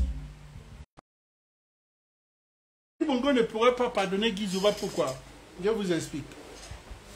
Il était avec le vieux, son père, il appelle tonton. Il dit, tonton Guy, j'aurais appris que les tendances que tu veux te positionner ou pas. Il dit, non, mon fils, ça c'est les choses. Il repose la question. Ali Bongo, rassuré, va faire sa déclaration sur le pont Ozuri. Guy Zuma a l'information. Guy Zuma, qu'est-ce qu'il fait? Il se dit, il faut que ça se passe en même temps. Parce qu'il ne faut pas que le moment, si je dois faire ma déclaration, il est sur place. Pourquoi il est sur place? Parce que quand le président est sur place, tout est concentré, les spéciaux sont là. Donc la sécurité, tout ce qui est sécurité au niveau national est là. Mais là, par contre, ils étaient tous à port. Donc, au niveau de Libreville, il n'y a pas des yeux. Là-bas, tout le monde est concentré. Le chef, il apporte, il va faire sa déclaration. Zuma profite de ça. Parce que si Ali Bongo descendait sur Libreville, il est là au palais, il est chez lui, forcément, on va signaler que Zuma va se positionner, il devait dire bloquer. Bloquez-moi ça. Cherchez à m'appeler Zuma, ramenez-moi rapidement Zuma ici. En tout cas, il devait s'arranger, même au téléphone. Il devait être au téléphone en disant, mais qu'est-ce que tu fais? Forcément, une personne qui devait donner le téléphone dit, mais qu'est-ce que tu veux faire? Il devait être informé parce que faire une conférence. Donc, le temps là qu'Ali Bongo est concentré sur les caméras, il n'a pas le temps de prendre le téléphone. Zuma fait sa déclaration. C'était le deuxième game le mieux organisé dans notre politique, les 14 ans d'Ali. Le premier, c'était le grand Bertrand Zibi. il ne faut jamais sous-estimer ton adversaire jusqu'à la dernière minute. Aujourd'hui, je vous le dis en vérité, rien n'est acquis avec le PDG. Le PDG, c'est un fleuve qui dort. Le PDG, il y a tellement de fantômes dans ce parti politique. Ça veut dire qu'il y a tellement de gourous. Parce que c'est un parti où il y a eu vraiment des alliances, où chacun a un pouvoir. Aujourd'hui, c'est au maître d'Inzébi. Si Blaise se positionne, je vous le dis en vérité, le simple fait qu'Inzébi va entendre que Blaise est un Zébi, les Zébis dans leur tête, ils ont souffert de la frustration, ils vont se dire, nous aussi on va soutenir un Zébi. C'est la même chose comme les Ondos, ça ou bien comme les André, ça va faire comme un répit identitaire, les gens vont soutenir juste, c'est comme ça. Et ils sont nombreux, vous allez dire quoi? Et tous ceux qui sont frustrés autour de Billy Mizé, ceux qui soutiennent, vont se mettre derrière la personne. Donc, en un temps record, les gens qui n'étaient pas... C'est là où vous entendez le jeu du tiercé quarté. Le tiercé quarté, c'est-à-dire vous voyez le favori au niveau de ses codes. Et quand le tocard arrive, vous dites, bon, si ce n'est pas le favori, c'est l'outsider. Ça veut dire, si ce n'est pas lui, c'est là. Mais quand le tocard arrive, c'est là qu'il gaspille toute la course.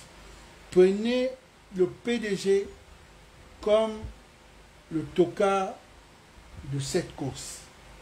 Pour ça, je vous dis, surveillez les côtes du PDG. Les côtes qu'on nous montre là, ce n'est pas vraiment ça. On va dire, oh, ça pèse.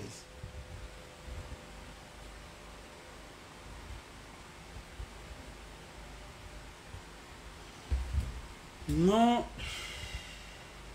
Bon, je vais répondre à ta question. Mais si le PDG ne se présente personne et que le PDG soutient l'indépendance, ça ne va pas peser. Ça, c'est quelque chose qu'il faut comprendre. Le PDG, leur force à eux, c'est si eux-mêmes, ils ont leur candidat. Mais s'ils soutiennent un indépendant, c'est pas la même chose en fait. Et s'ils soutiennent un indépendant, ils vont se fragiliser en fait. Ils vont se fragiliser dans le truc, c'est beaucoup vont se dissocier, vont se dire, ah, nous on ne sommes pas dedans parce qu'ils ne sont pas rassurés. Ils ne sont pas rassurés de dire, ah, les dépendants que nous allons soutenir là, est-ce que. Mais si le PDG eux-mêmes, ils s'engagent, ça crée d'abord au niveau des membres, c'est dit, si les gens là se sont positionnés, ils ne sont pas bêtes. Ce qui veut dire qu'ils ont les assises. Ce qui veut dire que sur moi, ils ont été à la fond. Sur moi, tu vois, ça donne un peu la force à tous les militants et autres. Et c'est un parti discipliné. Donc tu vois l'apanage du bon militant. Tous ceux qui soutenaient aussi le général à la dernière minute peuvent être réticents. C'est-à-dire qu'ils ne montrent pas que nous on repart au PDG, ils vont être réticents. Je vous dis, je connais la danse. Parce qu'il faut connaître la danse. La danse la plus dangereuse en politique, c'est... n'est pas... Ceux qui se déclarent, oh j'ai démissionné. Là, c'est les tocards. Les patriarches du PDG, Baird, la Tortue, la plupart, tous ces vieux, ils sont l'oncle de Blaise Soulembe. Ils sont nombreux. Vous avez vu leur sortie quand on a positionné Blaise. Vous avez vu même le président de l'ancien président de l'Assemblée nationale, vous avez vu Boukoubi, vous avez vu. Ce sont des gens qui sont restés là pendant que les gars allaient tenter de faire leur désordre. La Team faisait ceci, faisait une nomination avec Katé, les vieux, le conseil de sages ne pesait plus. Vous avez vu les vieux là démissionner. Ils se sont dit c'est pour nous. Et ils savent même que les enfants, la mère même avant, ils vont rester. Ces vieux là, vous savez, ils avaient démissionné en esprit, mais pas physique. Le simple fait qu'ils avaient déjà quitté le parti, donc le parti là ne vivait plus. Mais vous avez vu le simple fait que les dieux là réapparaissent, vous n'avez pas senti un petit vent bizarre. Il faut comprendre. Les vieux là n'étaient plus dans le parti. Donc le parti, le côté spirituel là n'existait plus. Il faut connaître, c'est important. Il ne faut pas jouer avec. Le côté spirituel, ça veut dire que chaque mandat, donc personne n'avait mis les organes pour l'élection d'Ali. Personne n'était allé secouer son petit bâton pour dire on va soutenir. Personne, tous les vieux là étaient de leur côté et on les avait tous oubliés. On n'est pas venu voir chaque vieux pour dire, bon, le grand-père tel, lui, tiens ton enveloppe qu'on faisait en Bongo, ou bien quand Ali est venu, il était conseillé par les anciens qui disaient, ah mais ça ne se passe pas comme ça. On remettait chaque sage son sac, ils aiment bien les sacs. Et c'est comme ça qu'il fonctionne. Ali a dit, oh, les vieux, on va encore les donner l'argent, pourquoi? Hein, ils ont déjà beaucoup investi, quel argent qu'ils ont besoin encore? Non, non, non, non, non, non, non. Ali lui raisonnait comme ça. On disait non, mais c'est pas comme ça une élection. Et il s'en foutait. Et c'est comme ça que vous avez vu ce qui s'est passé ici. Vous avez vu ce qui s'est passé ici. C'est à cause de ça que l'élection, vous voyez la date de la libération, c'est ça. C'est ça là qui a fait en sorte que ceux-là, ils ont perdu le pouvoir. Celui qui viendra vous dire le contraire, qui m'appelle pour un débat télévisé, peu importe la plateforme, je vais monter par A plus B que c'est ça là. Le PDG était déjà fragilisé entre eux. Les militaires ont directement dit non, on ne soutient pas Ali, nous on ne va pas aller, on va pas aller faire quoi que ce soit. Ils avaient parlé clair et net. Clair et net. Clair et net. Dis-moi, tes propres militaires, tes propres militaires, les casernes, les militaires, c'est pas les hauts gradés. Tu leur demandes d'aller. Ils avaient déjà dit que non, on ne veut pas voter aller. Peu importe la pression. Pour ça, vous avez vu les activistes sont sortis la période là. Oh non, on est en train d'intimider les militaires à voter, les jeunes militaires. Parce que même ils avaient dit, nous, on ne vote pas le gars là. C'est ça. Il a pris ça, il a gardé ça avec lui. Il n'a pas donné chaque province, comme on a dit, que va donner le sac. Ça, c'était G1, G2, G3, G4, G5, G6, G7, G8, G9. Il y avait tellement. Après, il fallait partager. Ils ont tous gardé. C'est ça. Ces sacs-là. Parce que je me rappelle, une personne me disait, une maman là, une femme politique me disait, est-ce que vous savez que quand le président avait fait sa tournée, et comme il ne durait pas, il faisait quelques minutes, et nous sommes venus dire, mais la mobilisation et l'argent, on a dit qu'il faut voir Yann Goulou. Parce que Yann Goulou, quand il venait dans la province où Ali passait, il était censé dire, le gars, qu'est-ce qu'il faisait? Dès que vous avez mobilisé là, dès que l'avion démarre, ils ont fini, le président démarre, il est déjà il fait semblant, il repart encore avec les sacs. Donc les gars là, ils avaient pris l'argent, ils ont... Attends, vous avez vu ça où? Le pouvoir était merdique. Vous avez fait la bousmate pendant 4 ans. Vous avez une élection qui est là. Vous voyez qu'au moins 80% des abonnés ne voulant en découdre avec vous. Ceux qui vous soutiennent, ce sont les militaires. Vous ne prenez pas les chefs militaires, vous les mettez en haut.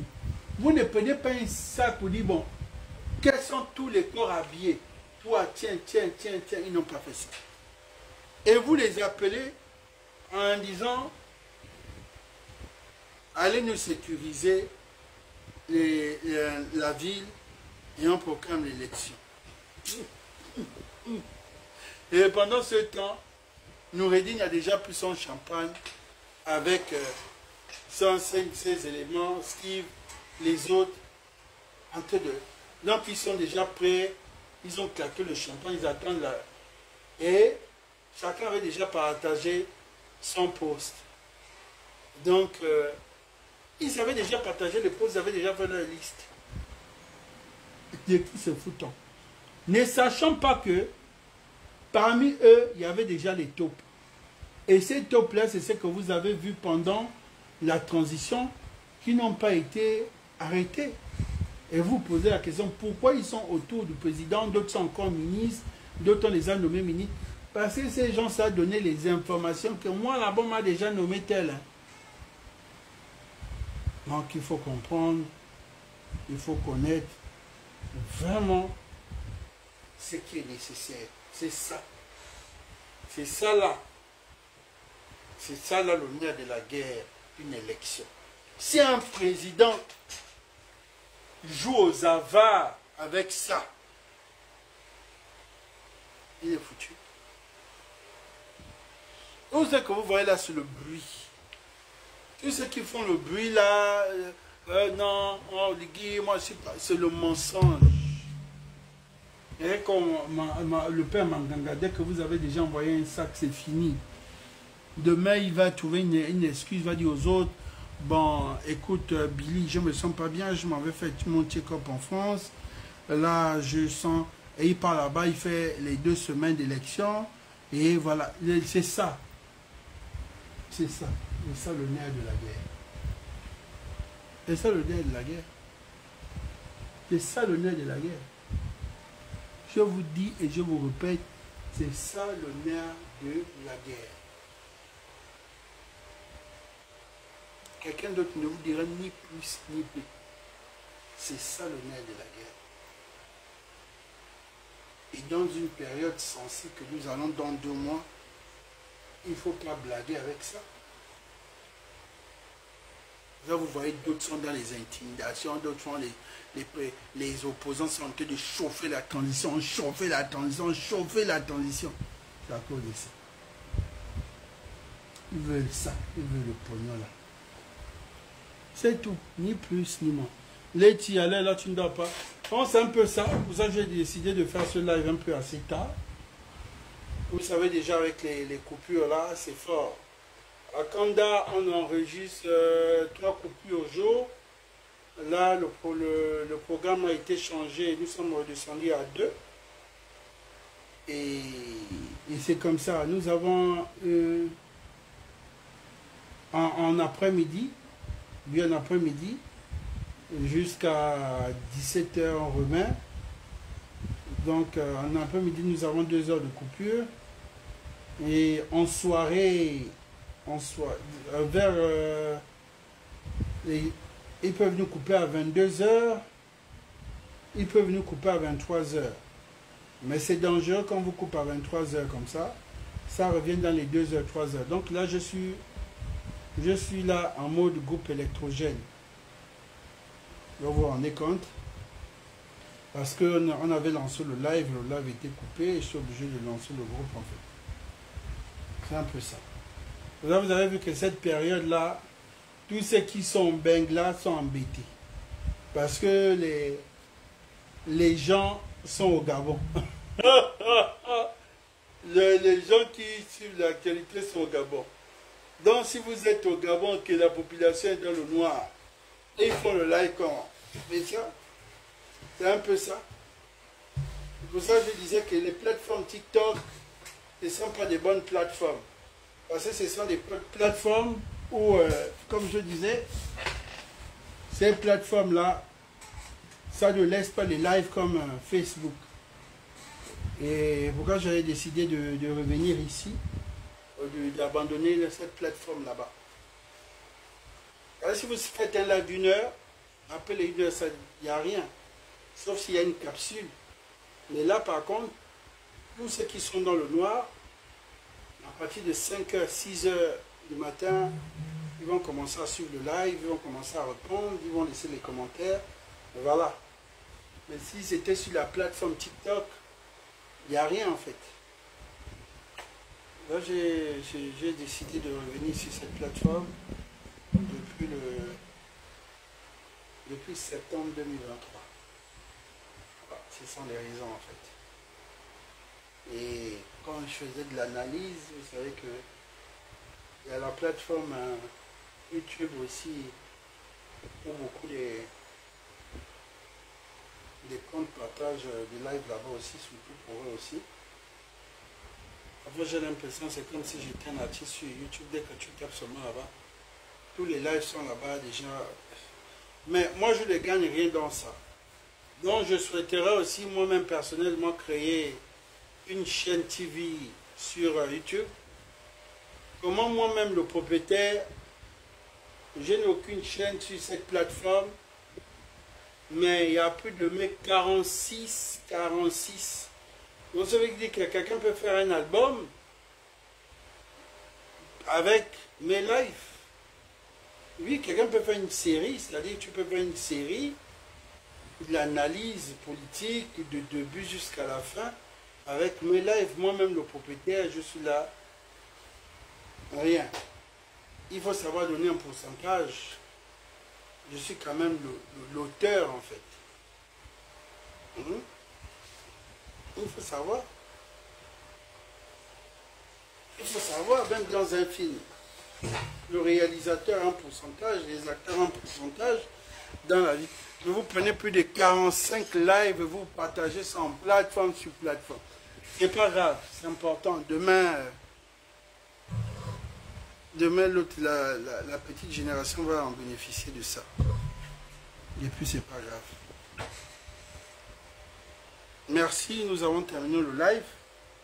Surveillez le PDG pour moi. C'est ceux-là les plus dangereux, comme je disais. Surveillez le PDG. Et si vous dormez, tant mieux pour vous.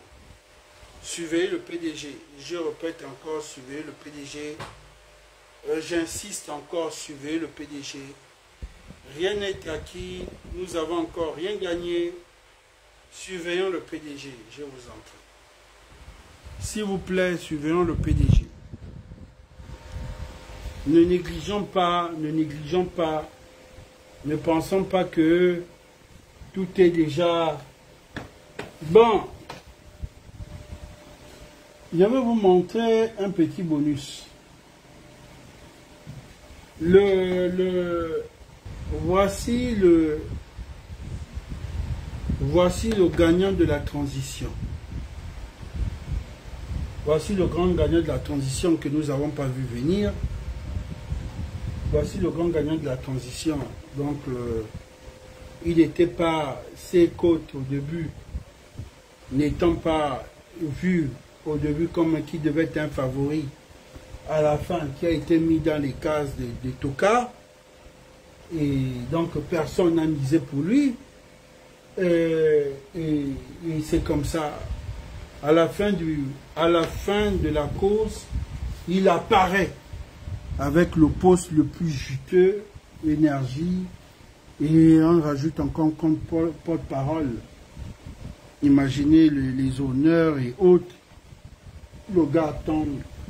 Le grand perdant de cette transition, c'est ce Ténier-là.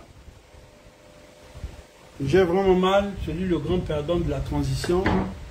Je dirais par pure méchanceté et parce que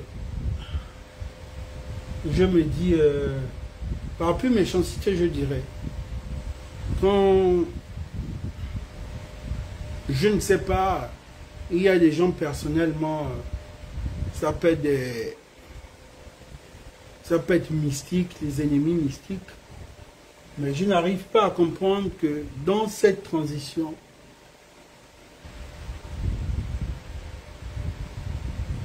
de tous les petits qu'il a eu, qui est de la résistance en Europe, à l'époque on n'était même pas assez proche, un peu vers les 2023, qu'on a commencé, mais si on recule un peu dans les 2020, le grand était très radical.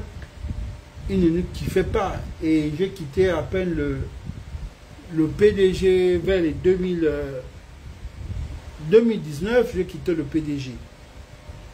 J'ai quitté le PDG en 2019. Même dans les 2020, 2021, le gars était radical à qui s'en foutait, il disait vous êtes toujours le PDG. C'est un peu vers 2022, 2023 qu'il a finalement compris, accepté, voilà. Mais il a eu tout le monde, c'est-à-dire qu'au niveau du Gabon, il était le relais de tout ce qui était en Europe. Tous, ils étaient tous ensemble. Beaucoup sont arrivés, beaucoup ont des positions. Mais ce grand-là, jusqu'à présent, je n'ai pas compris pourquoi il est sorti, qui était un outsider, il a perdu cette course. D'autres me diront, c'est ton grand frère. Il est toujours comme il est. Il aime se vendre moins cher. C'est ça raison. Il aime toujours se vendre moins cher. Il n'aime pas se vendre cher. quelles sont ses raisons. Mais je me dis, c'est quand même assez méchant. Hein. C'est quand même assez méchant que j'ai vu d'autres ont quand même pu avoir même des matériels, même un véhicule, il n'a pas eu dans la transition. D'autres ont même... Non. Pour vous dire que la vie là en politique, il faut faire très attention. Les combats que vous menez, quoi. Là, quelqu'un quand même, c'est-à-dire, j'ai vu des gens qu'on a donné qui se plaignent d'ont mené le combat. Tout le monde dira à chaque fois, non, ton grand frère, c'est lui. C'est lui, c'est lui, il n'y a pas à discuter, c'est lui. Il se sent bien comme il est, il ne se plaint pas, c'est son monde en fait. La politique, à travers lui, ça m'a enseigné beaucoup de leçons. Moi, non, ça aurait été perdant de cette grande course de la transition. Voilà. Après, il y a le sacrifié. Le sacrifié, pour moi, c'est lui. Il a été le sacrifié de la transition. Vous savez qu'en toute chose, il faut faire le sacrifice. En toute chose, il faut faire le sacrifice. Lui, il a été le plus grand sacrifice de cette transition. Mais ce que j'ai aimé chez lui, qui a été tagué aujourd'hui, et je ai dit ça la dernière fois dans l'un de mes analyses, je disais, il faut jouer la grande carte. Beaucoup vont se dire, tu as été humilié, et du coup, tu vas te désengager et tu vas garder silence par rapport au président de la transition. Avant qu'il n'arrive là, hein, il était déjà dans le sec avant de venir à FJUS là. Après, chacun veut toujours plus. Mais sinon, il était déjà dans l'organe qui décide pour les projets directs avec le chef. Hein. Et beaucoup ont même accusé que sa nomination, c'est Ousmane qui est derrière, c'est pas Ousmane. Lui, il a eu son raccourci lui-même. Et je pense que c'est même à cause de ça que vous avez vu beaucoup de gens d'Ousmane qui n'ont pas soutenu. Si c'était Ousmane, il ne devait pas tomber. On peut vous dire que parfois, il ne faut pas trop parler. Ousmane, oui, c'est à cause d'Aurélien. C'est faux. Si c'était Ousmane qui était derrière, ça ne devait pas... On ne veut pas bousculer. C'est juste que... Aujourd'hui, j'ai vu un live de lui. Où il parle bien du président de la transition, avec son parti politique Réagir. Mais dans son live, il y avait beaucoup, hein, je sens qu'il y avait beaucoup de fougue, il y avait beaucoup ça, quoi, parce que c'était avec rage, il avait compris que son fouet venait de là-bas. Ce que j'aime en politique, c'est que j'aime dans l'analyse, tu as toutes les docs possibles, tu as tout. Tu as tout. Il a compris que ça a été frappé par là-bas et bien frappé. Il faut toujours faire attention, nous sommes en politique. Et pour moi, c'est le grand sacrifice de cette transition. Mais je ne vous dis pas, ne soyez pas surpris, il y aura après les élections, il peut y avoir un grand rebondissement. C'est un grand rebondissement, pourquoi? Il a nettoyé son CV. Il a mis son CV avec ses diplômes qu'il a eu, son expérience professionnelle qu'il a. Donc, ce ne sont plus les mêmes éléments. Donc, de facto, il peut, voilà, avec le CV qu'il a, il va rebondir et les Gabonais ne vont pas dire non, mais non, il a refait son CV avec tout ça. Donc, il a été puni par la justice, des réseaux et autres. Il est revenu dans la norme et prochainement, il va rebondir. Donc, voilà. C'est lui le sacrifié de cette grande transition-là. Mais il fallait comprendre, c'était 500 milliards de francs CFA.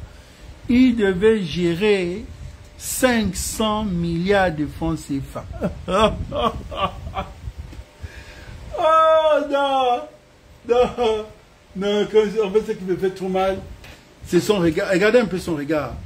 En fait, quand vous regardez le regard du frangin, de mon frère, quand je regardais au regard du frangin, non, en fait, il y a la douleur, il y a le charisme, il y a un peu le côté, il y a un peu, il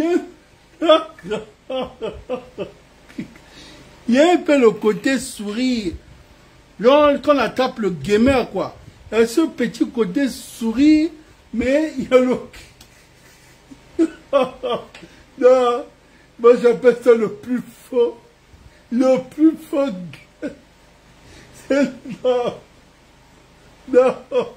C'est... Non, merci Lionel et Solondo. Non, le frangin, à chaque fois j'ai sa photo, je regarde, je rigole. Qui est frère? Non, le monde est méchant. Ah! Merde. Mais il est mort parce qu'il était dans un système francophone, en fait. En fait, c'est pour ça que je vous ai dit que le système francophone, c'est un faux système. Non. Le système francophone, c'est un faux système. Je vais monter une vidéo à la fin de ce live. Parce que ça, c'est un live veille, quoi. On est en train de veiller. Donc, on échange. On est en train de veiller. Je vais monter un truc à la fin. Je vais monter un truc à la fin. Donc, c'est lui le grand, le sacrifié. Il y a le perdant. Le grand gagnant, comme je disais, le grand gagnant, c'est lui le grand gagnant de ce truc. Lui, il est le joker. Il est le joker. Moi, je dis joker en matière de... Il est sorti là, le joker. Il est sorti le joker. Parce que c'est celui qu'on a beaucoup voulu sacrifier dans ce game. Mais après, je me rends compte que le silure, c'est lui. Comme Makona disait, faut bien attraper le silure. J'ai l'impression que lui, c'est le silure. À chaque fois, quand on a envie de le serrer, il glisse. Il a le fétiche du silure. Pour lui, c'est le grand joker, quoi. Celui qu'on a tellement voulu sacrifier, mais il arrive à s'en sortir.